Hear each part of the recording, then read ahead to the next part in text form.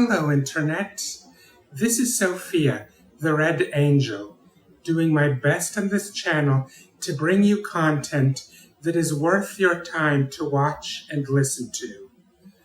Today, I am bringing you part 2 of my 2-part review of crossexamined.org's video titled Atheist Storms Out After Refusing to Give an Argument. If you have not yet seen part 1, I recommend that you do so. There is a link to it in the YouTube video description area of this video.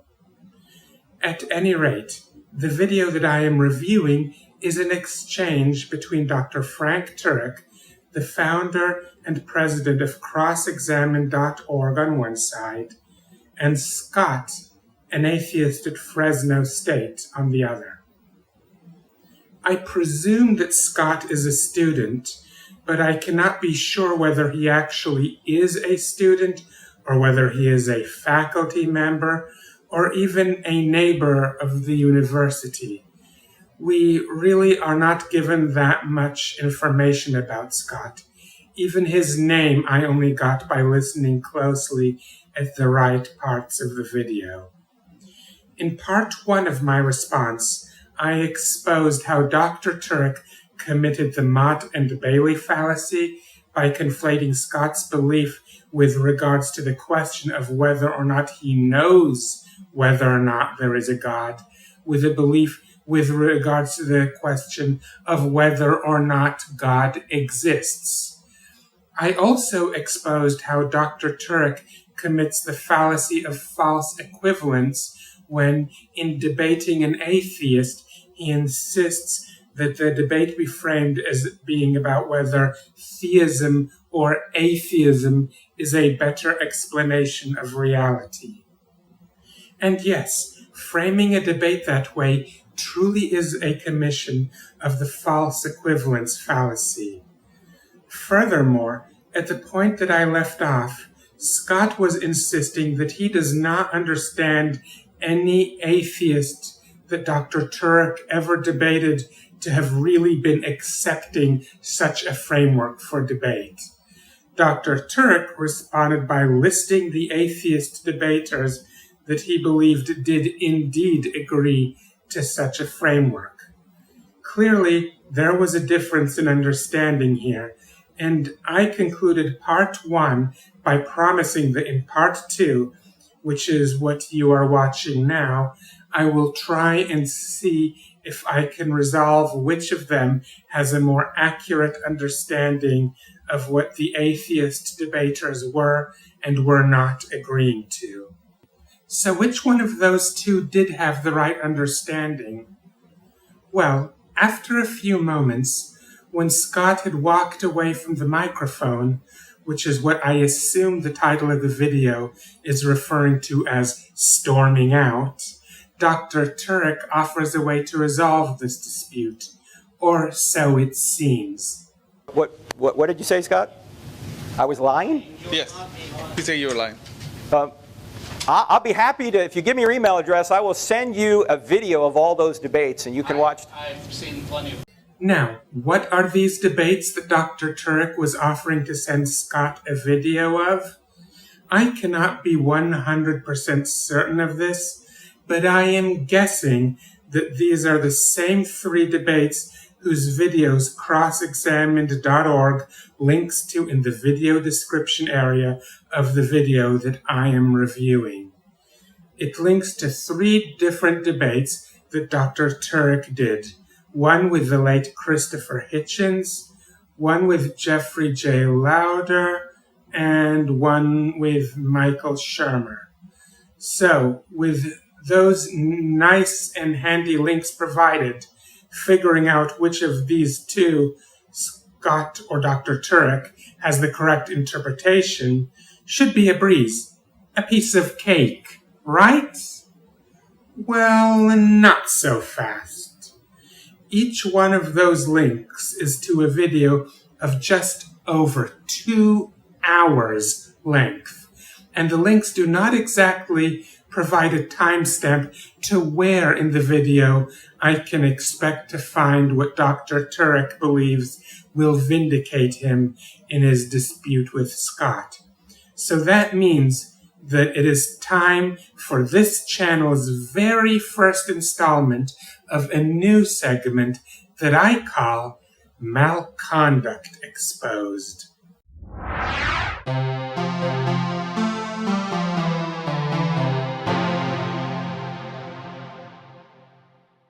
Now, before I dive in and name the malconduct at play here, I should probably make it clear what I'm referring to by a malconduct. The short answer is that a malconduct is to one's conduct in debate and discussion as a fallacy is to the structure of logic and reason itself. While a fallacy is a flawed pattern in reason or logic that derails the argument that it is part of away from where it should properly lead, a malconduct is a debate strategy or a maneuver in conversation that derails the discussion from the pursuit of truth.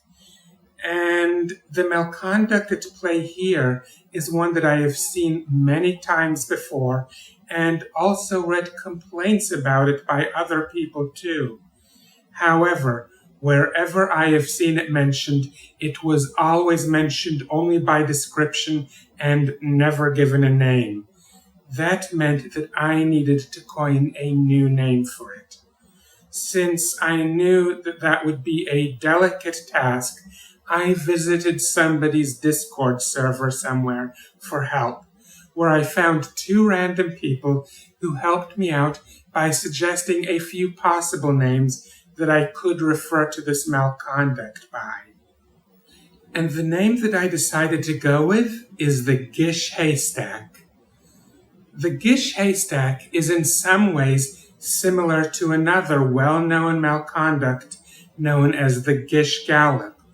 Both aim to win a debate by creating a lot of work for the opponent rather than by providing sound argumentation. The difference between the two malconducts is in how they attempt to do this. The Gish Gallop, which according to Rational Wiki has had its name since the 1990s, attempts to do this by simply throwing so many arguments at the opponent that the sheer number of arguments overwhelms them and forces them to spend an inordinate amount of time addressing each and every one. The Gish Haystack, on the other hand, uses a different approach. It makes a relatively small number of arguments or assertions, but attempts to inflate the amount of effort needed to answer each one of them by forcing the opponent to look for, well, a needle in the haystack that they need in order to respond. Even in an online discussion board debate, this can create a huge undue workload on the opponent, even when the workload is surmountable, which, by the way, is not always the case. But in a live debate, it would be, well, impossible to respond to a Gish Haystack. There is no way that Scott can watch over 6 hours of YouTube footage and respond to Dr. Turek on the spot. And given that these links are to debates that Dr. Turek had himself participated in, and that he is linking to them in order to back a claim that he is making as an apologist, it is definitely reasonable to expect that he should have been able to make it easier to find where in these videos he is supposedly vindicated. Now, I went ahead and watched those 6+ hours of footage. No way Dr. Turek's interlocutor should be expected to do so, but I am not really an interlocutor. I am more of a commentator, and as such should not be afraid of doing a little bit extra research. Don't get me wrong, even in that capacity, there are limits. However, I think that In this case, it is worth my while to watch those 6+ hours of footage because I think that it will improve my commentary on this whole thing. In the debate with Jeffrey J. Lauder, there is a part where he explains that he can explain why naturalism, a subset of atheism, is more likely the reality than theism, which is a subset of supernaturalism. And all three of them explain how naturalism offers a much better explanation of many things observed in reality. So in that sense, they argue that naturalism is a better explanation for reality. But as for an explanation of the origin of the universe, they all reject the notion that they should be expected to provide an explanation, rather pointing out that Dr. Turek's explanation is so weak that it doesn't really even count as an explanation at all either. Or let's put it in Christopher Hitchens' own words. Okay, so you don't have an answer for that, how the universe came into existence out of nothing. No more than you do, no. Let's move to a second question. If all space, all matter, and all time had a beginning, the cause must be outside of space, matter, and time. You don't know how it happened, and neither do I. Now, there are indeed times when the identification of a Gish haystack can indeed be tricky. There can be times when it is difficult to know whether someone is committing a Gish haystack or whether they are giving a valid response to sea lioning that needs to be deemed acceptable. However, I think it is safe to say that this is not such a case. Here it is pretty clear-cut. Dr. Turek is not only a professional Christian apologist, but it appears that where he is having this discussion with Scott, he is there in his capacity as such. Last but not least, the video in question is hosted on the YouTube channel of Dr. Turek's own organization. I am under no delusion whatsoever that it is impossible for an atheist to sea lion Christians. However, if that were what was going on here, Dr. Turek would have had every opportunity to show enough context to make that clear in the video. But the only thing Scott gets accused of is refusing to give arguments and storming out. That despite the fact that Scott had given arguments, but that Dr. Turek had simply dismissed them with his Gish haystack. And as for the notion that Scott had stormed out, from what I can see in the footage, it looks a lot more like Scott is walking away in a calm and orderly manner, which brings us to the second ever installment of Malconduct Exposed.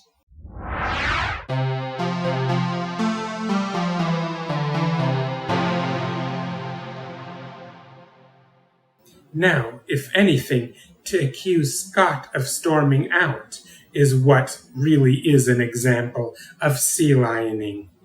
Granted, it is a fairly light example of sea lioning, but it is sea lioning nonetheless. Sea lioning is when you harass and pressure someone into spending more time and energy than they can or should afford defending a position of theirs. The goal is to either exhaust the person in question or provoke in them an angry response so that you can play the victim card. There is a whole article on it in Wikipedia linked to in this video's YouTube video description area if you want to know more about it. How was sea lioning employed here? Well, at some point, Scott realized that it was pointless trying to respond to Dr. Turek's rhetorical tricks. So he left the microphone and headed back to his seat. Did Dr. Turek accept Scott's departure? No. He challenged Scott, saying, "What did you say, Scott? I was lying?" What did you say, Scott? I was lying? He then insinuated that if Scott was sincere, he would provide Dr. Turek with his email address, so that he could be sent links to the videos of the debates and watch them. I'll be happy to, if you give me your email address, I will send you a video of all those debates and you can watch. Despite Scott having clarified that he had already seen several debates that Dr. Turek had been in. And last but not least, the title of the video of this exchange frames Scott's very orderly departure from the scene as storming out. So in the end, my verdict is this. Scott did give an argument, the argument being that Dr. Turek had placed an undue burden of proof on the atheists that he had debated. And instead of adequately answering it, Dr. Turek used fallacy and malconduct to avoid doing so. But there is still more. I have not yet reached the end of the video that I am reviewing. After somewhat accepting that Scott is no longer part of the exchange, Dr. Turek continues with his parade of fallacies. Let me put it this way. It's easy to smell a rotten egg. It's hard to lay a better one. So what? Are we just going to settle for eating a rotten egg?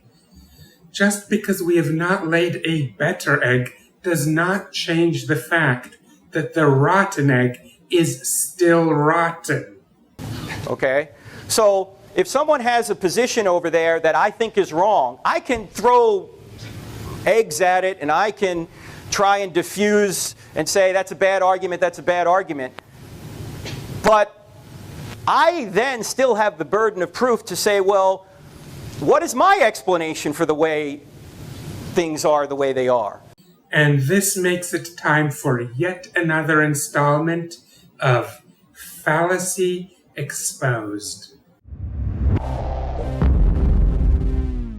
And this time, Dr. Turek's fallacy is the false dilemma fallacy. It is when you attempt to prove your point by starting with a limited number of possibilities that do not cover all the possibilities that need to be considered, and then proceed to rule out all the possibilities in the limited set, except for the one that you favor. This, of course, is a fallacy because the correct answer could very well be one of those that you omitted from the initial limited range. In this case, Dr. Turek commits the false dilemma fallacy by starting out with a limited set of two possibilities. One is that a given explanation for something must be accepted. The other being that someone must offer a better explanation. This is an example of the false dilemma fallacy because it completely overlooks a third possibility, that being that we must accept that we do not yet know what the correct explanation is. And frankly, I would argue that that third possibility is indeed the correct one. If one explanation is debunked and an alternative explanation is not offered, then the only logical option is to accept that we do not know. If I'm a detective and atheist Michael Shermer is a detective and we come on a dead body and I say, okay, I'm looking at all the evidence here, I think candidate X did it. And Michael Shermer says, no, candidate X did it, or didn't do it. That's the wrong, he's not the murderer. And I say, okay, who is the murderer then? And he says, well, I just lack a belief that your guy's the murderer. Is he a good detective? One moment. Did he say definitively that candidate X is not the murderer? Or did he say that he does not know if candidate X is the murderer? Because if Detective Shermer is swizzling between the two like you describe, then it isn't really a good analogy how the real live Dr. Shermer operates. I mean, seriously, Dr. Shermer is not the one who seems to have a problem distinguishing between not believing that God exists on one hand and believing that God does not exist on the other. If anyone seems to have a problem distinguishing between these two positions, it is Dr. Turek. No. Shooting down my suspect isn't enough. If he's a good detective, he has to give reasons as to why candidate Y is the murderer. No, Dr. Turek. If Detective Shermer has found a clear case that candidate X did not commit the murder, then candidate X needs to be let go, regardless of whether that evidence is in the form of someone else being revealed as the murderer or any other form. If you know that candidate X did not do it, but you do not know who else did, you keep looking until you find who did. But you, at that point, if you arrest candidate X, you will be arresting an innocent person.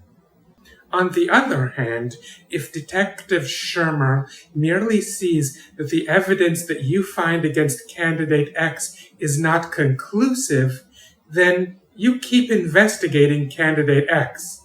But if you book candidate X for a trial when you do not really know conclusively whether or not they did it, just because you cannot bust anyone else for it, then you are committing a serious injustice against candidate X. I do not know whether or not police really operate the way that Dr. Turek describes that they should.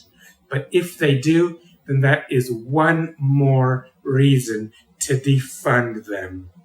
Anyway, this has been part 2, the final part of my 2-part review of crossexamined.org's video titled Atheist Storms Out After Refusing to Give an Argument. The link to part 1 can be found in this video's YouTube video description area. I hope that you found it beneficial to watch this review.